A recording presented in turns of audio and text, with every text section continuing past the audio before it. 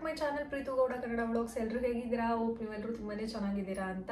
So ಎಷ್ಟೇ try ಮಾಡಿದ್ರು ಆ ವಿಡಿಯೋ ಲಾಸ್ಟ್ ಟೈಮ್ ನಾನು ಏನು ಬರ್ತ್ ಎಕ್ಸ್ಪೀರಿಯನ್ಸ್ ಹಾಕಿದ್ದೆ ಅದಾದಮೇಲೆ ನನಗೆ ತುಂಬಾ ಟೈಮ್ ಆಗೋಯ್ತು ಪಾಪು ಇರೋದ್ರಿಂದ. ಸೊ ಅವನದೇ ಕೆಲಸಗಳಾಗೋಗುತ್ತೆ, ಏನು ಟೈಮೇ ಸಿಗಲ್ಲ ಮಾಡೋಕ್ಕೆ. ಅವ್ನು ಮಲಗಿದ್ದಾಗ ಆ ಥರ ವೀಡಿಯೋಸ್ ಏನಾದರೂ ಮಾಡ್ಕೊಬೇಕಷ್ಟೇ, ಇಲ್ಲಾಂದರೆ ನಿಜವಾಗ್ಲೂ ತುಂಬಾ ಕಷ್ಟ ಆಗುತ್ತೆ. ಸೊ ಇವತ್ತು ಟೈಮ್ ಮಾಡಿಕೊಂಡು ಮಾಡಲೇಬೇಕು ಅಂತ ಮಾಡ್ತಿದ್ದೀನಿ.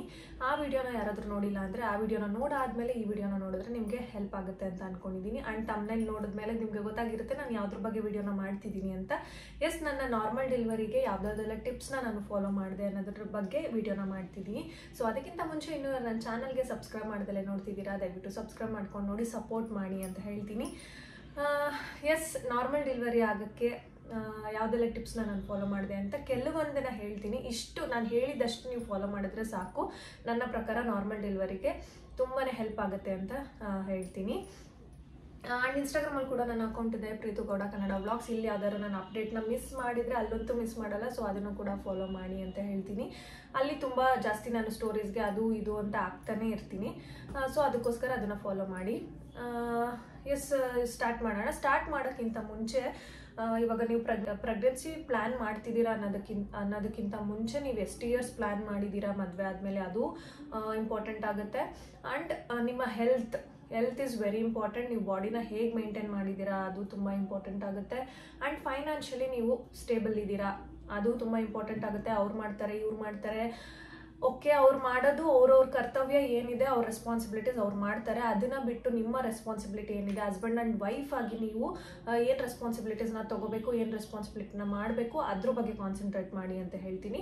ಸೊ ಫಸ್ಟು ಈ ಸ್ಟೆಪ್ಸ್ನೆಲ್ಲ ನೀವು ಫಾಲೋ ಮಾಡಬೇಕು. ಸೊ ನಾವು ಮದುವೆಗೆ 5 ಇಯರ್ಸ್ ಆಗಿತ್ತು. 5 ಇಯರ್ಸ್ ನಾವು ಪ್ಲ್ಯಾನಿಂಗಲ್ಲಿದ್ವಿ. 5th ಇಯರ್ಗೆ ಪಾಪು ಇರಬೇಕು ಅನ್ನೋದು ನಮ್ಮ ಪ್ಲ್ಯಾನ್ ಇತ್ತು. ಸೊ ನಮಗೇನು ಅಂದರೆ ನಾವು ಲವ್ ಮ್ಯಾರೇಜ್ ಆಗಿರೋದ್ರಿಂದ ನಾನು ಪೌಂಡ್ ಡಿಸೈಡ್ ಮಾಡಿದ್ವಿ ನಮ್ಮ ಲಿವಿಂಗಿಗೆ ಏನು ಬೇಕು, ನಮಗೇನು ಬೇಕು ಅದನ್ನು ನಾವೇ ಮಾಡ್ಕೊಳ್ಳೋಣ, ಡಿಪೆಂಡ್ ಆಗೋದು ಬೇಡ. Both families are well settled, ಯಾರಿಗೂ ಏನೂ ಪ್ರಾಬ್ಲಮ್ ಇಲ್ಲ ಏನಿಲ್ಲ. ಬಟ್ ಆದ್ರೂ ನಮ್ಮ ರೆಸ್ಪಾನ್ಸಿಬಿಲಿಟಿ ನಾವು ತೊಗೊಳ್ಳೋಣ, ಆವಾಗಲೇ ಅಲ್ವಾ ನಮಗೂ ಗೊತ್ತಾಗೋದು ಅನ್ನೋದಕ್ಕೋಸ್ಕರ ನಾವು ಪ್ಲ್ಯಾನ್ ಮಾಡಿದಷ್ಟೇ, ಬೇರೆ ಏನಿಲ್ಲ. ಆ್ಯಂಡ್ ಅವರ ಜವಾಬ್ದಾರಿಗಳೇನಿದೆ ಅವರವರು ಅಚ್ಚುಕಟ್ಟಾಗಿ ಮಾಡಿದ್ದಾರೆ ಆ್ಯಂಡ್ ಮಾಡ್ತಿದ್ದಾರೆ, ಅದ್ರ ಬಗ್ಗೆ ಏನೂ ಮಾತಿಲ್ಲ.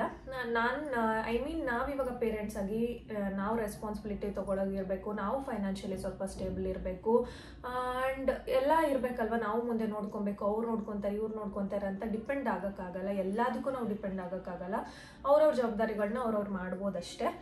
ಸೊ ಅದಕ್ಕೋಸ್ಕರ ಫಸ್ಟು ಫೈನಾನ್ಷಿಯಲಿ ಚೆನ್ನಾಗಿರಬೇಕು ನಾನು ಹೇಳ್ತಿದ್ದೀನಿ ನೋಡಿ. ಯಾಕಂದರೆ ತುಂಬಾ ಖರ್ಚಿರುತ್ತೆ ಮಕ್ಕಳಾದಮೇಲೆ, ಹೇಳೋಕ್ಕಾಗಲ್ಲ, ಅಷ್ಟು ಖರ್ಚುಗಳು ಬರ್ತಾನೆ ಇರುತ್ತೆ.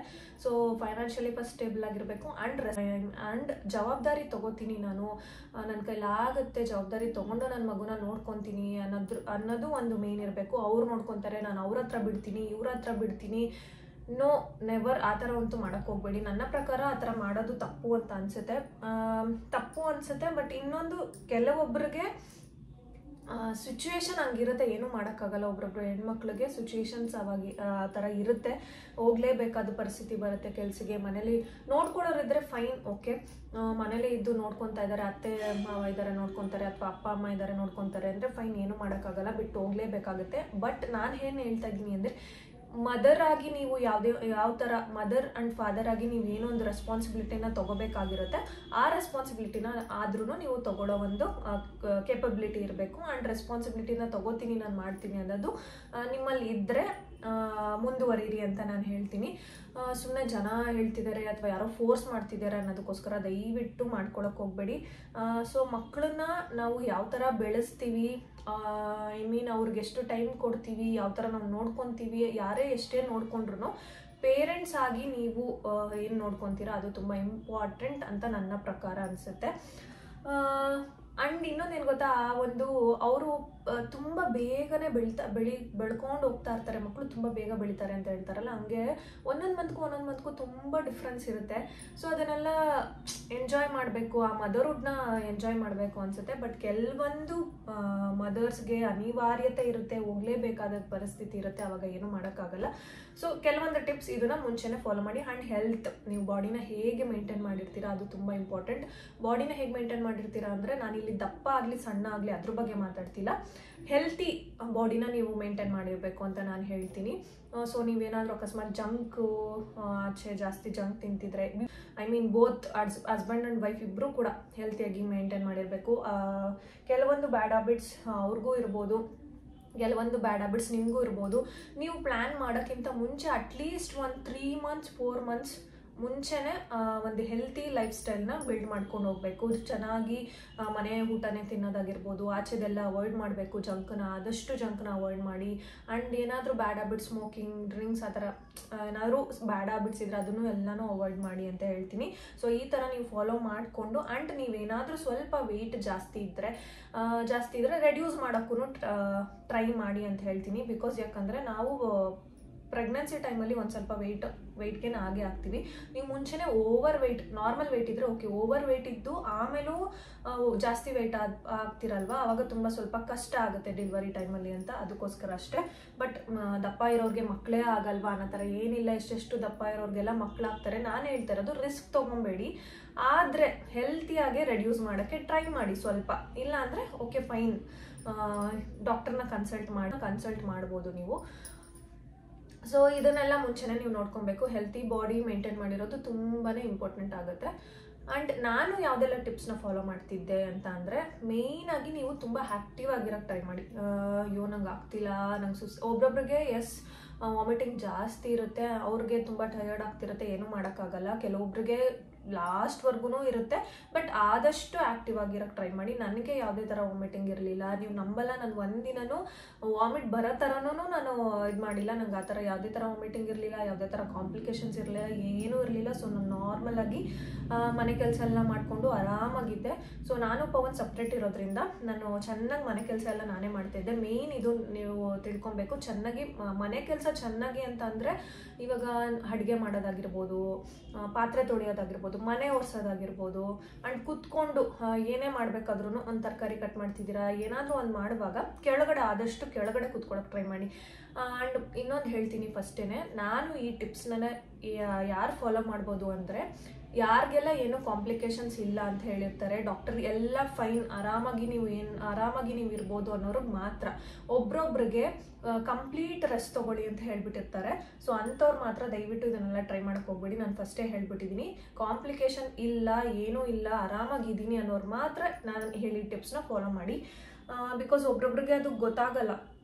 ಆ್ಯಂಡ್ ಫಸ್ಟ್ ಟೈಮ್ ಮಾಮ್ಸ್ ಆಗ್ತಿರೋರ್ಗಂತೂ 108 ಏನೋ ಕ್ವಶನ್ಸ್ ಇರುತ್ತೆ, 108 ಏನೇನೋ ಯೋಚನೆಗಳಿರುತ್ತೆ. ಇದು ಮಾಡ್ಬೋದಾ, ಅದು ಮಾಡ್ಬೋದಾ, ಹಂಗೆ ಮಾಡ್ಬೋದಾ, ಹಿಂಗೆ ಮಾಡ್ಬೋದಾ ಅಂತೆಲ್ಲ ಇರುತ್ತೆ. ನಾನು ಹೇಳೋದೇನೆಂದರೆ, 1000 ಜನದ ಹತ್ರ ಎಲ್ಲ ಕೇಳೋಕೆ ಹೋಗ್ಬೇಡಿ, ನಿಮ್ಮ ಡಾಕ್ಟರ್ ಹತ್ರ ನೀವು ಕೇಳಿ. ಆ್ಯಂಡ್ ಡಾಕ್ಟರ್ ಸಿಂಧು ಅಂತ ನಾನು ಯೂಟ್ಯೂಬ್ ಚಾನಲ್ ಅವ್ರದ್ದು ಫಾಲೋ ಮಾಡ್ತಾ ಇದ್ದೆ. ನಾನು ಅವ್ರದ್ದು ಬೇಕಾದರೆ ಪ್ರೊಫೈಲ್ನ ಇಲ್ಲಿ ಸೈಡಲ್ಲೇ ಆ್ಯಡ್ ಮಾಡಿರ್ತೀನಿ. ಡಾಕ್ಟರ್ ಸಿಂಧು ಅಂತ ಹಾಕಿದ್ರೇ ಬಂದುಬಿಡುತ್ತೆ.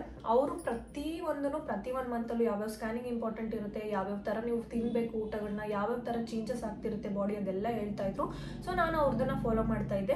ಆ್ಯಂಡ್ ಎಸ್, ನಾನು ಸ್ಟಾರ್ಟಿಂಗಲ್ಲಿ ಎಲ್ರದ್ದು ಒಪಿನಿಯನ್ ಕೇಳ್ತಿದ್ದೆ. ಆಮೇಲೆ ಓಕೆ, ಒಬ್ರೊಬ್ರದ್ದು ಒಂದೊಂಥರ ಒಪಿನಿಯನ್ ಇರುತ್ತೆ, ಬೇಡವೇ ಬೇಡ ಅದೆಲ್ಲ. ಸೊ ನನಗೇನು ಅನಿಸುತ್ತೆ, ನನ್ನ ಮನಸ್ಸಿಗೆ ಏನು ಅನಿಸುತ್ತೆ, ಡಾಕ್ಟರ್ ಏನು ಹೇಳ್ತಾರೆ ಅದನ್ನು ಫಾಲೋ ಮಾಡೋಣ ಅಂತ ನಾನು ಫಾಲೋ ಮಾಡ್ತಾ ಇದ್ದೆ. ಆ್ಯಂಡ್ ಎಸ್, ನಾನು ಸಿಕ್ಕಾಪಟ್ಟೆ ಆ್ಯಕ್ಟಿವ್ ಆಗಿದ್ದೆ, ಚೆನ್ನಾಗಿದ್ದೆ. ನಂಗೆ ಯಾವುದೇ ಥರ ಕಾಲು ನೋವಾಗಿರ್ಬೋದು, ಕಾಲು ಊತ ಆಗಿರ್ಬೋದು. ಎಸ್, 2 times ಅಷ್ಟೇ ನನಗೆ ಕಾಲು ಊತ ಬಂದಿರೋದು. ಒಂದು ನನ್ನ ಮೆಟರ್ನಿಟಿ ಫೋಟೋಶೂಟ್ ಟೈಮಲ್ಲಿ ಜಾಸ್ತಿ ನಿಂತ್ಕೊಂಡಿದ್ದೆ ಅಂತ. ಆ್ಯಂಡ್ ಇನ್ನೊಂದೇನೆಂದರೆ, ನನ್ನ ಸೀಮಂತ ಟೈಮಲ್ಲಿ ಅಷ್ಟೇ. ಅದಾದಮೇಲೆ ನನಗೆ ಕಾಲು ಊತ ಬರೋದೂ ಇಲ್ಲ. ಆ್ಯಂಡ್ ಫೇಸ್ ಎಲ್ಲ ಊದ್ಕೊಳ್ಳೋದು, ಮೂಗೆಲ್ಲ ಇದಾಗೋದು. ನನಗೆ ಮೇನ್ ಕನ್ಸರ್ನ್ ಇದ್ದಿದ್ದು ಅದೇನೆ, ಅಯ್ಯೋ ಫೇಸ್ ಏನಾದ್ರು ಚೇಂಜ್ ಆಗಿಬಿಡ್ತಾ, ನೋಸ್ ಎಲ್ಲ ದಪ್ಪ ಆಗಿಬಿಡ್ತಾ ಅಂತ. ಬಟ್ ಟಿಲ್ ಎಂಡ್ 8 monthsವರೆಗೂ ನಂಗೆ ಯಾವುದೇ ಥರ ಚೇಂಜಸ್ ಆಗೇ ಇರಲಿಲ್ಲ. ಆ್ಯಂಡ್ ಅವಾಗ ಸ್ವಲ್ಪ ಅನ್ನಿಸ್ತಿತ್ತು, ಫೇಸಲ್ಲಿ ಸ್ವಲ್ಪ ಗೊತ್ತಾಗ್ತಿತ್ತು ಅಷ್ಟೇ. ಯಾಕಂದರೆ ಸ್ವಲ್ಪ ವೆಯ್ಟ್ ಗೇನ್ ಜಾಸ್ತಿ ಆಗಿಬಿಟ್ಟಿರ್ತೀವಿ. ಆ್ಯಂಡ್ ಒಂದಷ್ಟು ವೆಯ್ಟನ್ನ ನಾವು ಒತ್ಕೊಂಡು ತಿರುಗಾಡ್ತಿರೋದ್ರಿಂದ ಸ್ವಲ್ಪ ಹಂಗಾಗಿರುತ್ತೆ ಅಷ್ಟೇ. ಈ ಥರ ಎಲ್ಲ ಆಗ್ಬಿಟ್ರೆ ಏನೋ ಒಂದು ಇದಾಗೋ ಥರ ಅಲ್ಲ. ಎಸ್, ಒಬ್ರೊಬ್ರು ಬಾಡಿ ಒಂದೊಂದು ಥರ ಡಿಫ್ರೆಂಟ್ ಇರುತ್ತೆ. ಕಾಲು ಊತನೂ ಬರುತ್ತೆ, ಕಾಲು ನೋವು ಬರುತ್ತೆ. ಕಾಲು ಹಿಂದಗಡೆ ಪಾರ್ಟ್ ನಾವು ಏನು ಹೇಳ್ತೀವಿ ಮಣ್ಣಿಂದ ಕೆಳಗೆ ಈ ಹಿಂದೆ ಪಾರ್ಟು ಒಂದೊಂದ್ಸತಿ ಹೆಂಗಾಗುತ್ತೆ ಅಂದರೆ ಫುಲ್ಲು ಯಾರೋ ಹಿಂಗೆ ಪ್ರೆಸ್ ಮಾಡಿ ಹಿಂಗೆ ಬಿಡ್ತಾ ಇದ್ದಾರೆ ಅನ್ನೋ ಥರ ಯಾವಾಗಾದ್ರೂ ಒಂದೊಂದ್ಸತಿ ನೋವು ಬರುತ್ತೆ, ಆ ಥರ ಒಂದು ನೋವು ಬರುತ್ತೆ. ಅದು ತುಂಬ ಕಾಮನ್ ನೋವು. ಆ್ಯಂಡ್ ಕಾಲುತ್ತ ಬರೋದು ಕಾಮನ್ನು, ಅದಕ್ಕೆಲ್ಲ ಏನೂ ಹೆದರ್ಕೊಳ್ಳೋ ಅವಶ್ಯಕತೆ ಇಲ್ಲ. ನಾನು ಏನಾದರೂ ಒಂದು ಆಗಿದ ತಕ್ಷಣ ಫಸ್ಟ್ ಗೂಗಲ್ ನೋಡೋದು, ಇಲ್ಲಾಂದರೆ ಯೂಟ್ಯೂಬ್ ನೋಡೋದು. ಇವಾಗೆಲ್ಲ ನಾವು ಇವ್ರನ್ನ ಕೇಳೋ ಅವಶ್ಯಕತೆನೇ ಇಲ್ಲ, ಎಲ್ಲ ನಮ್ಮ ಕೈಲೇ ಸಿಕ್ಬಿಡುತ್ತೆ. ಸೊ ಡಾಕ್ಟರ್ನ ಫಾಲೋ ಮಾಡಿ. ನೀವೇನೇ 3 ಮಂತ್ಸ್ವರೆಗೂ ದಯವಿಟ್ಟು ಯಾರೂ ಎಲ್ಲೂ ಟ್ರಾವೆಲ್ ಮಾಡಬೇಡಿ ಕನ್ಫರ್ಮ್ ಆದಮೇಲೆ. ಅದಾದಮೇಲೆ ಬೇಕಾದ್ರೆ ನೀವು ಟ್ರಾವೆಲ್ ಮಾಡ್ಬೋದು. ನಾನು 3rd ಮಂತಲ್ಲಿ ಟ್ರಾವೆಲ್ ಮಾಡಿದ್ದೀನಿ. I mean 3rd month complete ಆದಮೇಲೆ ಹೇಳ್ತಾ ಇರೋದು. ಅದಾದಮೇಲೆ ಮತ್ತೆ 8th ಮಂತಲ್ಲೂ ಟ್ರಾವೆಲ್ ಮಾಡಿದ್ದೀನಿ. ನಾನು ಲಾಸ್ಟ್ ವಿಡಿಯೋದಲ್ಲಿ ಹೇಳ್ದಂಗೆ ನನ್ನ ಡಾಕ್ಟರ್ ಏನು ಹೇಳ್ತಾರೆ ಅದನ್ನು ಫಾಲೋ ಮಾಡ್ತಾ ಇದ್ದೆ. ಆ್ಯಂಡ್ ನನಗೆ ಸ್ವಲ್ಪ ಜಾಸ್ತಿ ಆಚೆ ಸುತ್ತದ ಅಭ್ಯಾಸ. ಇವಾಗ ಪವನ್ ಬಂದಿದ ತಕ್ಷಣ ನನಗೆ ಒಂದು ರೌಂಡ್ ಹೋಗಿ ಬಂದ್ಬಿಡ್ಬೇಕು, ಇಲ್ಲಾಂದರೆ ಸಮಾಧಾನನೇ ಆಗಲ್ಲ, ಏನೋ ಒಂಥರ ಅನ್ನಿಸ್ತಿರುತ್ತೆ. ಅದೇನೋ ಅಭ್ಯಾಸ ಆಗ್ಬಿಟ್ಟಿದೆ ಆವಾಗಿಂದ. ಸೊ ನನಗೆ ಒಳಗೇ ಕುತ್ಕೊಂಡಿರೋದು ಇವಾಗಂತೂ ತುಂಬಾ ಹಿಂಸೆ ಆಗ್ತಿದೆ. ತುಂಬಾ ಹಿಂಸೆ ಆಗ್ತಿದೆ ಅಂದರೆ ಒಳಗೆ ಕುತ್ಕೊಳ್ಳೋದು ನನಗೆ ಹಿಂಸೆ. ಆಚೆ ಓಡಾಡ್ಕೊಂಡಿರ್ಬೇಕು, ಅದು ನನಗೆ ಒಂಥರ ಕಂಫರ್ಟಬಲ್ ಅನಿಸುತ್ತೆ. ಬಟ್ ಏನೂ ಮಾಡೋಕ್ಕಾಗಲ್ಲ, ಸಿಚುವೇಶನ್ ಹೆಂಗಿರುತ್ತೆ ನಾವು ಹಂಗೆ ಚೇಂಜ್ ಆಗಲೇಬೇಕು. There is no option. So ಚೆನ್ನಾಗಿ ಓಡಾಡಿಕೊಂಡು ಚೆನ್ನಾಗಿ ಆರಾಮಾಗಿ ತಿನ್ಕೊಂಡು ಆ ಥರ ಇದ್ದೆ. ಆ್ಯಂಡ್ ಇಂಡಿಯನ್ ಟಾಯ್ಲೆಟ್ ಯಾರು ಮನೇಲಾದರೂ ಇಂಡಿಯನ್ ಟಾಯ್ಲೆಟ್ಸ್ ಇದ್ದರೆ, ಇವಾಗ ಇಂಡಿಯನ್ ಟಾಯ್ಲೆಟ್ಸ್ ತುಂಬ ಕಡಿಮೆ ಅಂತ ಅನ್ಕೊತೀನಿ, ಅದು ತುಂಬ ಹೆಲ್ಪ್ ಆಗುತ್ತೆ. ಸೊ ನಮ್ಮದು ಇಂಡಿಯನ್ ಟಾಯ್ಲೆಟ್ ಆಗಿರೋದ್ರಿಂದ ತುಂಬ ಹೆಲ್ಪ್ ಆಯಿತು. ಅದು ಒಂದು ಎಕ್ಸಸೈಸ್ ಹೇಳೋದು, ಆ ಥರ ಒಂದು ಆ ಪೊಸಿಷನಲ್ಲಿ ಕೂತ್ಕೊಳ್ಳೋದು.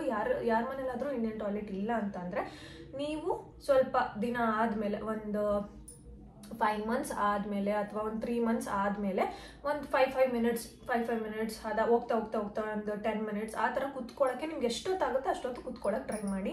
ಆ್ಯಂಡ್ ಕೆಳಗೆ ಕುತ್ಕೊಳ್ಳಿ. ಏನೇ ಆದ್ರೂ ಕೆಳಗೆ, ನಾನು ಯಾವಾಗಲೂ ಅಷ್ಟೇ ಚಕ್ಲು ಹಾಕೊಂಡು ಕೆಳಗೆ ಕುತ್ಕೊತಿದ್ದೆ. ನಾನೇ ಎದೊಳಗೆ ಟ್ರೈ ಮಾಡ್ತಿದ್ದೆ. ಏನಾದ್ರು ತೀರಾ ಆಗ್ತಿಲ್ಲ ಅಂದರೆ ನಾನು ಎದೊಳಗೆ ನೋಡಿ ಕಷ್ಟಪಡೋದು ನೋಡಿ ಪವನ್ ಹೆಲ್ಪ್ ಮಾಡೋಕ್ಕೆ ಬರ್ತಾ ಇದ್ದೆ ಯಾವಾಗ್ಲೂ. ಬಟ್ ನಾನೇನು ಮಾಡ್ತಿದ್ದೆ ಅಂದರೆ ಇಲ್ಲ ಬೇಡ ನಾನೇ ಎದೊಳ್ತೀನಿ, ಆ ಥರ ಏನಾದ್ರು ಇಟ್ಕೊಂಡು ಎದೊಳೋದು, ಆ ಥರ ನಾನೇ ಟ್ರೈ ಮಾಡ್ತಿದ್ದೆ. ಆ್ಯಂಡ್ ಎಕ್ಸಸೈಸ್ ಎಲ್ಲ ಮಾಡಬೇಕು ಅಂತ ಹೇಳ್ತಾರಲ್ಲ, ನಾನೇನು ಜಾಸ್ತಿ ಎಕ್ಸಸೈಸ್ ಮಾಡೇ ಇಲ್ಲ. ಲಾಸ್ಟಲ್ಲಿ ಮಾತ್ರ ನಾನು ಸ್ವಲ್ಪ ಎಕ್ಸಸೈಸ್ ಮಾಡಿದಷ್ಟೇ. ಅದು ಬಿಟ್ಟರೆ ಇದೇ ನಾರ್ಮಲ್ ಎಕ್ಸಸೈಸ್. ನಾನು ಬಾಗಿಲು ಏನಾದ್ರು ತೊಳಿಬೇಕಾದ್ರೂ ಅಲ್ಲೂ ಅಷ್ಟೇ ಕಾಲು ಮಚ್ಕೊಂಡು ಕೂತ್ಕೊಳ್ಳೋದು, ಮನೆ ಒರೆಸೋದು, ಮತ್ತು ಬಟ್ಟೆ ಏನಾದರೂ ಕೈಯಲ್ಲಿ ಹ್ಯಾಂಡ್ ವಾಶ್ ಮಾಡೋ ಕ್ಲಾತ್ಸ್ ಇದ್ದರೆ ಅದನ್ನೆಲ್ಲನೂ ನಾನೇ ಮಾಡ್ತಾಯಿದ್ದೆ. ಆ್ಯಂಡ್ ಜಾಬ್ಗೂ ಕೂಡ ಹೋಗ್ತಿದ್ರಿಂದ ನಾನು ಮೆಟ್ಲತ್ತದು ಮೆಟ್ಲಿಡಿಯೋದೆಲ್ಲ ಮಾಡ್ತಿದ್ದೆ. ಆ್ಯಂಡ್ ನಮ್ಮ ಮನೇಲೂ ನಾನು ಫಸ್ಟ್ ಫ್ಲೋರಲ್ಲಿ ಆಗಿರೋದ್ರಿಂದ ಒಂದು 50 ಸತಿ ಹತ್ತಿ ಇಳಿಯೋದಂತೂ ಮಾಡ್ತಿದ್ದೆ ಬಿಡಿ. ಯಾಕಂದರೆ ಅಮ್ಮ ಮನೆಗೂ ನಮ್ಮ ಮನೆಗೂ ಎಲ್ಲ ಓಡಾಡ್ತಿದ್ದೆ. ಅದು ಇನ್ನೊಂದು ಒಳ್ಳೆ ಹ್ಯಾಬಿಟ್ ಏನಂದರೆ ವಾಕಿಂಗ್ ತುಂಬ ಚೆನ್ನಾಗಿ ಮಾಡಿ. ವಾಕಿಂಗ್ ಮಾಡಿ ಕೆಳಗಡೆ ಕುತ್ಕೊಳ್ಳಿ ಕಾಲು ಮಡ್ಚ್ಕೊಂಡು. ಅದಾದಮೇಲೆ ಮನೆ ಒರೆಸಿ ಇಂಡಿಯನ್ ಟಾಯ್ಲೆಟ್ ಪೊಸಿಷನಲ್ಲಿ ಒಂದು 5-10 ನಿಮಿಷ ಕುತ್ಕೊಳ್ಳಿ. ಚೆನ್ನಾಗಿ ಆ್ಯಕ್ಟಿವ್ ಆಗಿರಿ, ಖುಷಿಯಾಗಿರಿ, ಚೆನ್ನಾಗಿ ತಿನ್ನಿ. ಅಯ್ಯೋ ನಾನು ದಪ್ಪ ಆಗ್ಬಿಡ್ತೀನಿ ಹಂಗಾಗ್ಬಿಟ್ಟು ಅದೆಲ್ಲ ಬಿಟ್ಟಾಕಿ ಚೆನ್ನಾಗಿ ತಿನ್ನಿ ಅಂದರೆ ವೆಯ್ಟೂ ನೋಡ್ಕೊಂಡು ತಿನ್ನಿ. ವೆಯ್ಟು ಜಾಸ್ತಿ ಆಗಬಾರ್ದು. ವೆಯ್ಟ್ ಜಾಸ್ತಿ ಆದ್ರೂ ಡೆಲಿವರಿ ಟೈಮಲ್ಲಿ ತುಂಬ ಕಷ್ಟ ಆಗುತ್ತೆ. ಯಾಕಂದರೆ ನಾನು ಒಂದ್ಸತಿ ಹಾಸ್ಪಿಟಲ್ಗೆ ಹೋದಾಗ ನನಗೆ ಹೊಟ್ಟೆ ಜಾಸ್ತಿ ಕಾಣಿಸ್ತಾನೇ ಇರಲಿಲ್ಲ. ಎಲ್ಲರೂ ಹೇಳೋರು ಏನು ಕಾಣಿಸ್ತಾನೆ ಇಲ್ಲ, ನಿನ್ಗೇನು ಅನ್ನಿಸ್ತಾನೆ ಇಲ್ಲ, ನಿಂಗೆ 8 ತಿಂಗಳ 7 ತಿಂಗಳ ಆ ಥರ ಕೇಳೋರು. ನಂಗೆ ಕಾಣಿಸ್ತಾನೆ ಇರಲಿಲ್ಲ.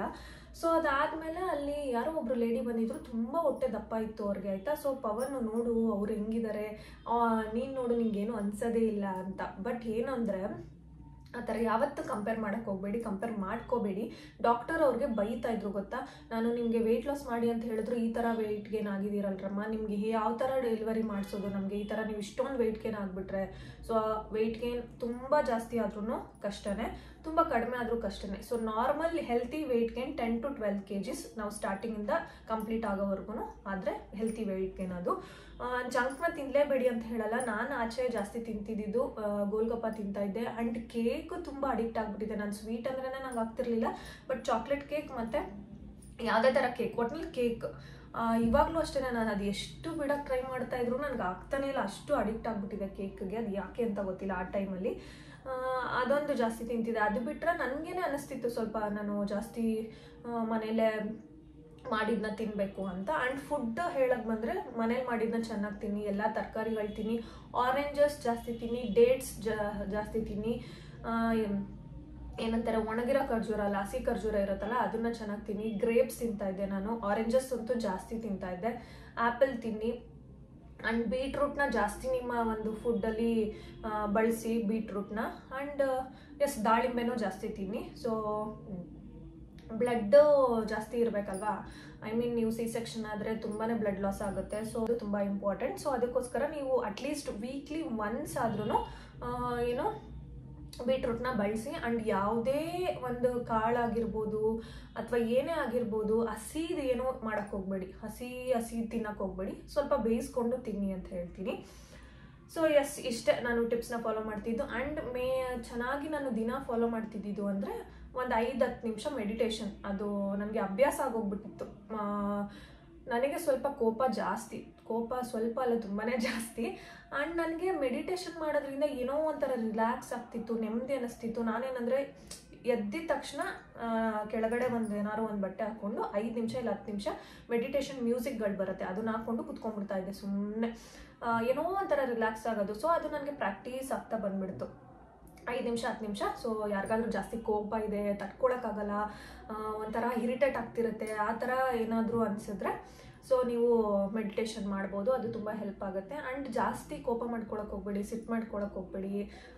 ನಾರ್ಮಲಾಗಿ ಆರಾಮಾಗಿ ಕೂಲಾಗಿರಿ. ನಿಮ್ಗೆ ಏನೇನು ಇಷ್ಟ ಆಗುತ್ತೆ ಅದನ್ನೆಲ್ಲ ಮಾಡಿ, ಫೋಟೋಶೂಟ್ಸ್ ಮಾಡಿಸ್ಕೊಳ್ಳಿ, ಫೋಟೋಸ್ ತೆಗೆಸ್ಕೊಳ್ಳಿ, ಆ ಥರ. ಇನ್ನೊಂದು ಏನು ಹೇಳ್ತೀನಿ ಅಂದರೆ ನಾನು ಟಿಪ್ಪು, ಎಲ್ಲೂ ಕೂಡ ನಿಮ್ಮ ಬೇಬಿ ಬಂಪ್ ಫೋಟೋನ ಹಾಕ್ಬೇಡಿ. ನೀವು ನಂಬಲ್ಲ, ನಾನು ಒಂದು ಸ್ನ್ಯಾಪ್ ಕೂಡ ಹಾಕ್ತಿರ್ಲಿಲ್ಲ ಇದುವರೆಗೂ. ಫಸ್ಟ್ ಸ್ಟಾರ್ಟಿಂಗಿಂದ 9 ಮಂತ್ಸ್ವರೆಗೂ ನಾನು ಬೇಬಿ ಬಂಪ್ ಫೋಟೋ ಎಲ್ಲೂ ಪೋಸ್ಟ್ ಮಾಡಿಲ್ಲ, ಯಾವುದೇ ಥರ ಸ್ನ್ಯಾಪ್ ಹಾಕಿಲ್ಲ. ಜಸ್ಟ್ ನಾನು ಆಚೆ ಹೋದಾಗ ಯಾರು ನೋಡ್ದಂಗೆ ಅಷ್ಟೇ. ನಾನು ಫೋಟೋಸ್ ಎಲ್ಲ ತುಂಬ ತೊಗೊಂಡಿದ್ದೀನಿ, ಫೋಟೋ ಶೂಟು ಕೂಡ ಮಾಡಿಸಿದ್ದೀನಿ, ಸ್ನ್ಯಾಪಲ್ಲೂ ಎಲ್ಲ ಸೇವ್ ಮಾಡ್ಕೊಂಡಿದ್ದೆ, ಬಟ್ ಎಲ್ಲೂ ಪೋಸ್ಟ್ ಮಾಡಿಲ್ಲ. ನನ್ನ ಬೇಬಿ ಬಂಪ್ ಸ್ವಲ್ಪ ಕಾಣಿಸ್ತಿದೆ ಅಂತ ಅನ್ನಿಸ್ದಾಗಿಂದ ಪಾಪು ಆಗೋವರೆಗೂ ನಾನು ಎಲ್ಲೂ ಪೋಸ್ಟ್ ಮಾಡಿಲ್ಲ. ದಯವಿಟ್ಟು ಇದನ್ನ ಫಾಲೋ ಮಾಡಿ. ಒಬ್ರೊಬ್ರು ಮಾಡಲ್ಲ, ಏನೂ ಆಗಲ್ಲ, ಏನೂ ಇದು ಮಾಡಲ್ಲ ಅಂತ ಮಾಡ್ತಾರೆ, ಅದು ಅವ್ರವ್ರಿಗೆ ಬಿಟ್ಟಿದ್ದು. ಬಟ್ ನಾನು ಲಾಸ್ಟ್ ವಿಡಿಯೋದಲ್ಲಿ ಹೇಳ್ದಂಗೆ ನಾನು ತುಂಬ ಬಿಲೀವ್ ಮಾಡ್ತೀನಿ ಅದನ್ನು. ಏನು ಕೆಟ್ಟ ಕಣ್ಗಳು, ಕೆಟ್ಟ ದೃಷ್ಟಿ ಏನಂತಾರೆ, ಅದನ್ನು ನಿಜವಾಗ್ಲೂ ನಾನು ಕೆಟ್ಟ ದೃಷ್ಟಿ ಅಂತ ಏನು ಹೇಳ್ತಾರೆ ಅದು ನಿಜವಾಗ್ಲೂ ನಾನು ತುಂಬ ಬಿಲೀವ್ ಮಾಡ್ತೀನಿ. ಸೊ ನಾನು ಎಲ್ಲೂ ಪೋಸ್ಟ್ ಮಾಡಿಲ್ಲ. ಫೋಟೋಶೂಟ್ ಮಾಡಿಸಿದ್ದು ಎಲ್ಲನೂ ಕೂಡ ಪಾಪು ಆದಮೇಲೆ ನಾನು ಪೋಸ್ಟ್ ಮಾಡಿದ್ದು. ಇದನ್ನು ನಾನು ಫಾಲೋ ಮಾಡಿದ್ದೀನಿ. ಸೊ ಆಮೇಲೆ ಲಾಸ್ಟಲ್ಲಿ ಒಂದು 8 ಮಂತ್ಸ್ 7 ಮಂತ್ಸ್ ಇದ್ದಾಗ ಡಾಕ್ಟರ್ ಎಕ್ಸಸೈಸ್ ಮಾಡೋಕ್ಕೆ ಹೇಳಿದ್ರು, ಎಕ್ಸಸೈಸ್ ಮಾಡು ಅಂತೆಲ್ಲ. ಸೊ ಅವಾಗ ಬಟರ್ಫ್ಲೈ ಎಕ್ಸಸೈಸ್ ಇದೆಯಲ್ಲ, ಬಟರ್ಫ್ಲೈ ಎಕ್ಸಸೈಸ್ ಆಗಿರ್ಬೋದು, ಏನಾದರೂ ಒಂದು ಸಪೋರ್ಟ್ ತೊಗೊಂಡು ಒಂದು ಕಾಲನ್ನ, ನಾನು ಎಲ್ಲನೂ ಇಲ್ಲಿ ನಿಮ್ಮ ಸ್ಕ್ರೀನ್ಶಾಟ್ಸ್ ಹಾಕಿರ್ತೀನಿ, ಓಕೆನಾ. ಸಪೋರ್ಟ್ ತೊಗೊಂಡು ಕಾಲನ್ನ ಹಿಂಗೆ ಸ್ಟ್ರೆಚ್ ಮಾಡಿ ಬಿಡೋದು, ನಿಧಾನಕ್ಕೆ ಮಾಡಬೇಕು ಅದನ್ನು. ಎಷ್ಟೆಷ್ಟು ಕೌಂಟ್ ನಿಮ್ಗೆ ಆಗುತ್ತೆ ಅಷ್ಟೆಷ್ಟು ಮಾಡಿ ಆ ಕೆಳಗಡೆ ಕುತ್ಕೊಂಡು ಎದೊಳೋದು, ಆ ಥರ ಒಂದು ಇದನ್ನು ಮಾಡಿ. ನಾನು ಆಫೀಸ್ಗೆ ಹೋಗಿ ಬಂದ ಮೇಲೆ ಸ್ವಲ್ಪ ರಿಲ್ಯಾಕ್ಸ್ ಮಾಡಿ ಅವಾಗ ಸುಮ್ಮನೆ ಮಾಡ್ತಾ ಇದ್ದೆ ಅಷ್ಟೇ, ಒಂದು 5 ನಿಮಿಷ 10 ನಿಮಿಷ. ಜಾಸ್ತಿ ಎಕ್ಸಸೈಸ್ ನಾನೇನು ಮಾಡೋಕ್ಕೆ ಹೋಗಿಲ್ಲ. ಸೊ ನಂಗೆ ಮನೆ ಕೆಲಸನೇ ಎಕ್ಸಸೈಸ್ ಆಗ್ತಿತ್ತು, ನಾನು ಓಡಾಡ್ತಿದ್ದಿದ್ದೆ ಎಕ್ಸಸೈಸ್ ಆಗ್ತಿತ್ತು. ಆ್ಯಂಡ್ ಗಾಡಿಯಲ್ಲಿ 2 ಸೈಡೆಡ್ ಕುತ್ಕೋಬಾರ್ದು ಅಂತ ಹೇಳ್ತಾರೆ, ಬಟ್ ನಾನು 8 ಮಂತ್ಸ್ವರೆಗೂ 2 ಸೈಡೆಡೇ ಕುತ್ಕೊಂಡಿದ್ದೀನಿ. ಡಾಕ್ಟ್ರನ್ನೂ ಕೇಳಿದೆ, ಅದೆಲ್ಲ ಏನೂ ಆಗಲ್ಲ ಅಂತ ಹೇಳಿದ್ರು. ಆ್ಯಂಡ್ ಐ ಫೀಲ್ ಏನಂದರೆ 2 ಸೈಡೆಡ್ ಕುತ್ಕೊಳ್ಳೋದ್ರಿಂದ ಕಾಲು ಸ್ಟ್ರೆಚ್ ಆಗುತ್ತೆ ನಿಮಗೆ, ಓಕೆನಾ. ಅದು ಕೂಡ ಒಂದು ಎಕ್ಸಸೈಸ್ ನಾರ್ಮಲ್ ಡೆಲಿವರಿಗೆ, ಅದು ಕೂಡ ಒಂದು ಎಕ್ಸಸೈಸ್ ನಿಮಗೆ ಹೆಲ್ಪ್ ಆಗುತ್ತೆ.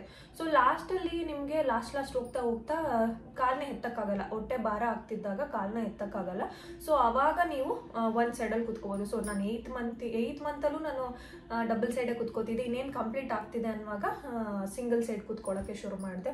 ಸೊ ಅಲ್ಲಿವರೆಗೂ ನೀವು ನಾರ್ಮಲ್ ಆಗಿ ಡಬಲ್ ಸೈಡ್ ಕುತ್ಕೊಂಡ್ರು ಏನೋ ಪ್ರಾಬ್ಲಮ್ ಇರಲ್ಲ, ಯಾಕಂದರೆ ಸಿಂಗಲ್ ಸೈಡ್ ಹೋಗ್ಬಿಟ್ರೆ ಕಂಫರ್ಟಬಲ್ ಇರಲ್ಲ, ಓಕೆನಾ. ಸೊ ಯಾರೋ ಹೇಳಿದ್ರು ಹಿಂಗೆ ಕುತ್ಕೋಬಾರ್ದು ಅಂತ ಹೇಳ್ಬಿಟ್ರು. ನನಗೂ ತುಂಬ ಜನ ನಮ್ಮ ಮನೆ ಹತ್ರ ಎಲ್ಲ ಹೇಳ್ತಾ ಇದ್ರು, ಹಂಗೆ ಓಡಾಡಬೇಡ, ಹಿಂಗೆ ಓಡಾಡಬೇಡ, ಗಾಡೀಲಿ ಹಂಗೆ ಕುತ್ಕೋಬೇಡ, ಹಿಂಗೆ ಕುತ್ಕೋಬೇಡ. ನಾನು ಯಾರ್ದೂ ಫಾಲೋ ಮಾಡ್ತಿರ್ಲಿಲ್ಲ ನಿಜವಾಗ್ಲೂ. ಎಸ್, ಅವರು ಒಂದು ಕನ್ಸರ್ನಿಂದ ಹೇಳ್ತಾರೆ, ನಾನು ಅವ್ರು ಹೇಳೋದನ್ನ ತಪ್ಪು ಅಂತ ಹೇಳಲ್ಲ. ಯಾಕಂದರೆ ನಮ್ಮ ಮನೆ ಹತ್ರ ಒಂದು ಆಂಟಿ ಯಾವಾಗಲೂ ಹೇಳೋರು ನನಗೆ, ಕುತ್ಕೋಬಾರ್ದಮ್ಮ, ಡಬಲ್ ಸೈಡ್ ಕುತ್ಕೋಬಾರ್ದು, ಸಿಂಗಲ್ ಸೈಡ್ ಕುತ್ಕೋ ಅಂತ ಎಲ್ಲ ಹೇಳೋರು. ಬಟ್ ನಾನು ಅದನ್ನು ಫಾಲೋ ಮಾಡ್ತಿರ್ಲಿಲ್ಲ. ನಾನು ಡಬಲ್ ಸೈಡೇ ಕುತ್ಕೋತಿದ್ದೆ, ಬಟ್ ಸಿಂಗಲ್ ಸೈಡ್ ನಂಗೆ ಒಂಥರ ಕಂಫರ್ಟಬಲು ಇರ್ತಿರ್ಲಿಲ್ಲ. ಡಾಕ್ಟ್ರನ್ನ ನಾನು ಕೇಳಿದೆ, ಅವಾಗ ಅವ್ರು ಹೇಳ್ದಾಗಲೇ ಡಾಕ್ಟ್ರನ್ನ ಕೇಳಿದಾಗ ಏನಿಲ್ಲ ಪರವಾಗಿಲ್ಲ ಅಂತ ಹೇಳಿದ್ರು. ಸೊ ಅದರಿಂದ ಯಾವುದೇ ಥರ ಪ್ರಾಬ್ಲಮ್ ಏನಾಗಲ್ಲ ನಿಮಗೆ. ಕಂಫರ್ಟಬಲ್ ಇಲ್ಲ ಅಂದರೆ ಸಿಂಗಲ್ ಸೈಡ್ ಕುತ್ಕೊಳ್ಳಿ ಅಷ್ಟೇ, ಓಕೆನಾ. ಸೊ ಇಷ್ಟು ಫಾಲೋ ಮಾಡಿದ್ರೆ ಸಾಕು, ನಿಮಗೆ ನಾರ್ಮಲ್ ಡೆಲಿವರಿಗೆ ನೀವು ರೆಡಿ ಆಗಿರ್ತೀರಾ. ಆ್ಯಂಡ್ ಇನ್ನೂ ಒಂದಷ್ಟು ಏನು ಅಂದರೆ ನಿಮಗೆ ನೀವೇ ಅನ್ಕೊಂತಿರ್ಬೇಕು ಯಾವಾಗಲೂ, ನನ್ನ ಕೈಲಿ ಆಗಲ್ಲ ಅಂತ ಅಲ್ಲ. ಎಸ್, ನನ್ನ ಕೈಲಿ ಆಗುತ್ತೆ, ನಾರ್ಮಲ್ ಡೆಲಿವರಿ ನನ್ನ ಕೈಲಿ ಆಗುತ್ತೆ, ನಾನು ಆ ಪೇಯ್ನ ನಾನು ತಡ್ಕೊತೀನಿ, ನನಗಾಗುತ್ತೆ, ನಂಗೆ ನಾರ್ಮಲ್ ಡೆಲಿವರಿನೇ ಆಗೋದು, ಆ ಥರ ಪಾಸಿಟಿವ್ ಆಗಿ ಅನ್ಕೋತಾ ಇರಬೇಕು. ಆವಾಗ ನಿಮಗೆ ಆಗೇ ಆಗುತ್ತೆ. ಅಯ್ಯೋ ನಂಗೆ ಹೆಂಗಪ್ಪ ತಡ್ಕೊಳ್ಳಿ, ಹೆಂಗಪ್ಪ ಆಗುತ್ತೆ, ಒಂದಷ್ಟು ಜನದ ಹತ್ರ ಸ್ಟೋರಿಗಳು ಕೇಳ್ಬಿಡೋದು, ಆಮೇಲೆ ಒಂದಷ್ಟು ವೀಡಿಯೋಸ್ನ ನೋಡ್ಬಿಡೋದು, ಓ ಹಿಂಗಿರುತ್ತಾ ಹಂಗಿರುತ್ತಾ. ನೋ, ಆ ಥರ ಮಾಡೋಕ್ಕೆ ಹೋಗಬೇಡಿ. ನಿಮ್ಮ ಕೈಲಾಗುತ್ತೆ, ನನ್ನ ಕೈಲಾಗುತ್ತೆ, ಆ ಪೇಯ್ನ ನಾನು ತಡ್ಕೊತೀನಿ ಅಂತ ಅಂದ್ಕೊಳ್ಳಿ ನೀವೇ. ಆಗಿಲ್ಲ ಅಂದಾಗ ಮಾತಾಡಿ, ಈ ಟಿಪ್ಸ್ನೆಲ್ಲ ಫಾಲೋ ಮಾಡಿ, ಖಂಡಿತವಾಗ್ಲೂ ನಾರ್ಮಲ್ ಡೆಲಿವರಿ ಆಗೋಕ್ಕೆ ಹೆಲ್ಪ್ ಮಾಡುತ್ತೆ. ಆ್ಯಂಡ್ ನೀವು ಬಂದು ಕಮೆಂಟ್ ಮಾಡಿ ನನಗೆ, ಇದು ಏನಾದರೂ ಈ ವಿಡಿಯೋನ ನೋಡಿ ಯಾರು ಫಾಲೋ ಮಾಡಿ ನಿಮ್ಗೆ ಆ ಥರ ಹೆಲ್ಪ್ ಆದರೆ ದಯವಿಟ್ಟು ನನಗೆ ಕಮೆಂಟ್ ಮಾಡಿ. ಅವಾಗ ನನಗೂ ಖುಷಿ ಆಗುತ್ತೆ, ಯಾರೋ ನನ್ನ ವಿಡಿಯೋನ ನೋಡಿ ಹೆಲ್ಪ್ ಆಯ್ತಲ್ಲ ಅಂತ. ಸೊ ಲಾಸ್ಟಲ್ಲಿ ಒಂದು ಏನೇನು ಮಾಡಬೇಕು ಅಂತ ಸುಮ್ಮನೆ ಸ್ಟೆಪ್ ಬೈ ಸ್ಟೆಪ್ ಒಂದೊಂದು ಹೇಳ್ಬಿಡ್ತೀನಿ, ಬ್ರೀಫಾಗಿ ಎಕ್ಸ್ಪ್ಲೇನ್ ಮಾಡಿದೆ ಒಂದೊಂದು ಹೇಳ್ಬಿಡ್ತೀನಿ. ಸೊ ಏನೇನು ಫಾಲೋ ಮಾಡಬೇಕು ಅಂತ ಗೊತ್ತಾಯ್ತಲ್ವಾ. ಸೊ ಮನೆ ಕೆಲಸ ಚೆನ್ನಾಗಿ ಮಾಡಿ, ಚೆನ್ನಾಗಿ ಆ್ಯಕ್ಟಿವ್ ಆಗಿರಿ, ಕೆಳಗಡೆ ಕುತ್ಕೊಳ್ಳಿ, ಆದಷ್ಟು ನಾನು ಹೇಳಿದ ಎಕ್ಸಸೈಸಸ್ ಎಲ್ಲ ಫಾಲೋ ಮಾಡಿ, ಆ್ಯಂಡ್ ಚೆನ್ನಾಗಿ ತಿನ್ನಿ. ಆಮೇಲೆ ಎಲ್ಲೇ ಕುತ್ಕೊಂಡ್ರು ಕೆಳಗೆ ಕುತ್ಕೊಂಡು ಎದೋಳಿ ಅಂತ ಹೇಳಿದ್ದೀನಿ. ಮೆಡಿಟೇಷನ್ ಮಾಡಿ, ಇಷ್ಟೇ, ವಾಕ್ ಮಾಡಿ, ಚೆನ್ನಾಗಿ ನೀರು ಕುಡೀರಿ, ಇಷ್ಟನ್ನ ಫಾಲೋ ಮಾಡಿದ್ರೆ ನಿಮ್ಗೆ ಏನು ಖುಷಿ ಅನ್ಸುತ್ತೆ ಅದನ್ನ ಮಾಡಿ. ಚೆನ್ನಾಗಿ ಡ್ರೆಸ್ ಮಾಡ್ಕೊಳ್ಳಿ. ಒಬ್ಬರಿಗೆ ಫೇಸ್ ಎಲ್ಲ ಒಂಥರ ಆಗೋಯ್ತು, ಹೆಂಗಪ್ಪ ಇದು ಮಾಡೋದು, ಆ ಥರ ಎಲ್ಲ ಮಾಡೋಕ್ಕೆ ಹೋಗ್ಬೇಡಿ. ಚೆನ್ನಾಗಿ ಡ್ರೆಸ್ ಮಾಡ್ಕೊಳ್ಳಿ, ಚೆನ್ನಾಗಿ ನಿಮ್ಗೆ ಹೆಂಗೆ ಅನ್ಸುತ್ತೆ ಆ ಥರ ಖುಷಿಯಾಗಿರಿ. ನಾನು ಹೇಳಿದ ಟಿಪ್ಸ್ ಎಲ್ಲನೂ ಫಾಲೋ ಮಾಡಿ ಅಂತ ಹೇಳ್ತಾ, ಎಸ್, ನಿಮಗೆ ಈ ಒಂದು ಟಿಪ್ಸ್ ಎಲ್ಲ ಯೂಸ್ಫುಲ್ ಆಗುತ್ತೆ ಅಂತ ಅನ್ಕೊಂಡಿದ್ದೀನಿ. ನಾನು ಏನಾದರೂ ಮರ್ತೋಗ್ಬಿಟ್ಟಿದ್ರೆ ಏನಾದರೂ ನಾನು ಪಿನ್ ಮಾಡಿರ್ತೀನಿ ಕೆಳಗಡೆ, ಆಯಿತಾ. ಎಲ್ಲನೂ ಹೇಳಿದ್ದೀನಿ ಅಂತ ಅನ್ಕೊಂಡಿದ್ದೀನಿ. ಸೊ ಫುಡ್ಸು ಕೂಡ ನಾನು ಏನೇನೋ ತೊಗೊತಿದ್ದೆ ಅಂತೆಲ್ಲ ಹೇಳಿದ್ದೀನಿ. ನಾರ್ಮಲ್ ಮನೆ ಊಟ ಎಲ್ಲ ತಿಂತಾ ಇದ್ದೆ. ಆ್ಯಂಡ್ ಫ್ರೂಟ್ಸಲ್ಲಿ ಜಾಸ್ತಿ ಸ್ವಲ್ಪ ಸಿಟ್ರಸ್, ಸೊ ಫ್ರೂಟ್ಸಲ್ಲಿ ಜಾಸ್ತಿ ಸ್ವಲ್ಪ ಸಿಟ್ರಸ್ ಫ್ರೂಟ್ಸ್ ಅಂದರೆ ಆರೆಂಜಸ್, ಮೂಸಂಬಿ, ಆರೆಂಜು, ಇದು ಏನಂತಾರೆ ದ್ರಾಕ್ಷಿ, ಡೇಟ್ಸ್ನ ಚೆನ್ನಾಗಿ ತಿನ್ನಿ. ಡೇಟ್ಸ್ನ ಮರಿಬೇಡಿ, ಏನಂತೀವಿ ಹಸಿ ಖರ್ಜೂರ ಅಂತ ಏನು ಹೇಳ್ತಾರೆ ಅದನ್ನು. ಆ್ಯಂಡ್ ಸ್ವಲ್ಪ ಡಯಟ್ ಮಾಡೋದನ್ನ ಈ ಒಂದು ಟೈಮಲ್ಲಿ ಬಿಟ್ಬಿಡಿ ಅಂತ ಹೇಳ್ತೀನಿ. ಸೊ ಇಷ್ಟೇ. ಸೊ ನೆಕ್ಸ್ಟ್ ವ್ಲಾಗ್ ನಾನು ಏನು ಮಾಡ್ತೀನಿ ಅಂದರೆ, ಪಾಪು ಕೂದಲು ಬೆಳೆಯೋಕ್ಕೆ ನಾನು ಏನು ಟಿಪ್ನ ಫಾಲೋ ಮಾಡಿದೆ ಅಂತ ಹೇಳ್ತೀನಿ. ಯಾಕಂದರೆ ನಂಗೆ ಬಂದವರೆಲ್ಲ ಹೇಳ್ತಾರೆ, ನೀನೇನು ಖಾರನೇ ತಿಂತಿರ್ಲಿಲ್ವಾ, ಎಷ್ಟು ಚೆನ್ನಾಗಿದೆ ಪಾಪು ಕೂದಲು, ಏನು ಮಾಡ್ತಿದ್ದೆ ಅಂತ. ಜಸ್ಟ್ ಒನ್ ಟಿಪ್ ಅಷ್ಟೇ, ಅದನ್ನು ಫಾಲೋ ಮಾಡಿದ್ರೆ ನಿಮಗೆ ಪಾಪು ಕೂದಲು ಸಖತ್ತಾಗಿ ಬರುತ್ತೆ, ಚೆನ್ನಾಗಿರುತ್ತೆ ಅಂತ ಹೇಳ್ತೀನಿ. ಅದನ್ನು ನೆಕ್ಸ್ಟ್ ವಿಡಿಯೋದಲ್ಲಿ ಮಾಡ್ತೀನಿ. ಆ್ಯಂಡ್ ನನ್ನ ಬಾಣಂತನ ಹೇಗಿತ್ತು, ಹೇಗೆ ಹೋಗ್ತಿದೆ, ಆ್ಯಂಡ್ ಆ ಟೈಮಲ್ಲಿ ನಾನು ಏನೇನು ಫುಡ್ಸ್ ಎಲ್ಲ ಫಾಲೋ ಮಾಡ್ತಿದ್ದೆ, ನಮ್ಮನೇಲಿ ಯಾವ್ಯಾವ ಥರ ಎಲ್ಲ ಇದು ಮಾಡಿದ್ರು, ಅದನ್ನು ಕೂಡ ನಾನು ನೆಕ್ಸ್ಟ್ ವ್ಲಾಗಲ್ಲಿ ಪೋಸ್ಟ್ ಮಾಡ್ತೀನಿ. ಸೊ ಅಲ್ಲಿವರೆಗೂ ಕೀಪ್ ವಾಚಿಂಗ್. Thank you. ಈ ವಿಡಿಯೋ ಎಲ್ರಿಗೂ ಇಷ್ಟ ಆಗುತ್ತೆ ಅಂತ ಅಂದ್ಕೊಂಡಿದ್ದೀನಿ. Thank you so much for watching. ಮತ್ತೆ ಸಿಗೋಣ. ಅಲ್ಲಿವರೆಗೂ ನಮಸ್ಕಾರ.